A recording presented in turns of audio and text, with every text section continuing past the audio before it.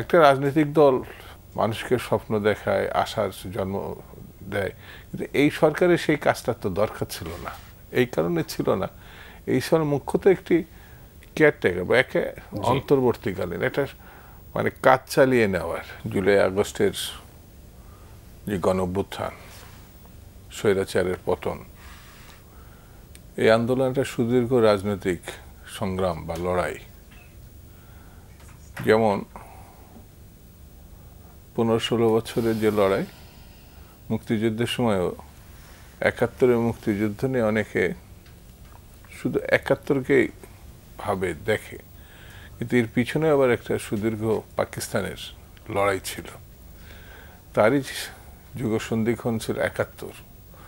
ঠিক তেমনি আমার কাছে মনে হয়েছে যে গত 24-এর যে গণঅভ্যুত্থান, সেই গণঅভ্যুত্থানের বাঙালির লালিত স্বপ্ন হচ্ছে গণতন্ত্র, অর্থাৎ মুক্ত জীবন, যেটি 71 সালে পেয়েছিল, মুক্ত ভাবনা, মুক্ত স্বপ্ন।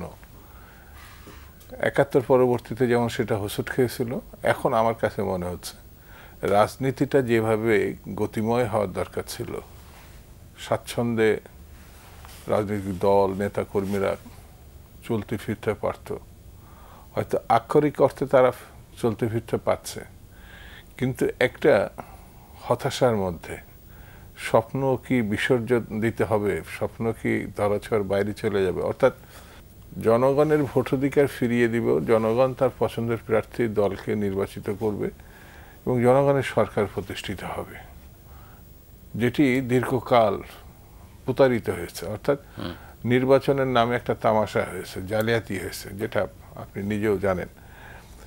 তো সেটির থেকে বেরিয়ে আসার যে সম্ভাবনাটা দেখা দিয়েছিল, আপনি যে অর্থনীতির কথা বললেন না, অর্থনীতির স্বাভাবিক গতিতে কখনো নামছে, কখনো উঠছে, সিন্ডিকেট মুক্ত হয়েছে, মানে বাজার অর্থনীতি বা সবকিছু। এই যে আমরা বিদেশি বিনিয়োগের ক্ষেত্রে খুব ঢাকঢোল পিটালাম, আমি জানি না, আমি অর্থনীতির ছাত্রও না, আমি খুব বেশি খোঁজ রাখিনি, কিন্তু যতটুকু দেখেছি তার উৎসবব্যঞ্জক এটা আমার কাছে মনে হয়নি, আশাবাদী হওয়ার মতো কিছু নেই।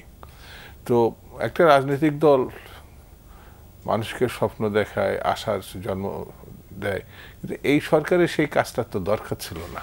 এই কারণে ছিল না, এই সরকার মুখ্যত একটি কেয়ারটেকার বা একে অন্তর্বর্তীকালীন, এটা মানে কাজ চালিয়ে নেওয়ার, রেগুলার কাজগুলো চালিয়ে নেওয়ার।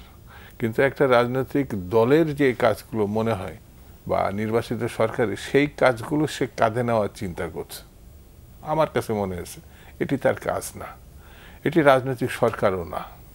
ডক্টর ইউনূস সহ এই সরকারে ছোট বড় যারাই আছে তারা রাজনীতিবিদ না, বা রাজনীতির সঙ্গে তারা কখনো সম্পৃক্ত ছিলেন, এটা আমার কাছে মনে হয়নি।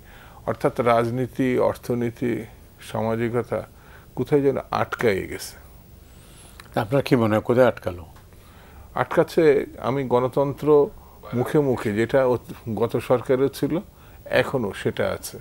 আমার কাছে ব্যক্তিগতভাবে মনে হয়েছে প্রতিটি রাজনৈতিক দলের সমর্থন এই সরকার পেয়েছে এবং রাজনৈতিক দলের মধ্য দিয়ে জনগণের সরকার পেয়েছে, কিন্তু সেই সমর্থনকে কাজে লাগানোর যে বিচক্ষণতার দরকার, যে প্রজ্ঞার দরকার, আমার কাছে মনে হয়েছে তারা দেখাতে ব্যর্থ হয়েছে।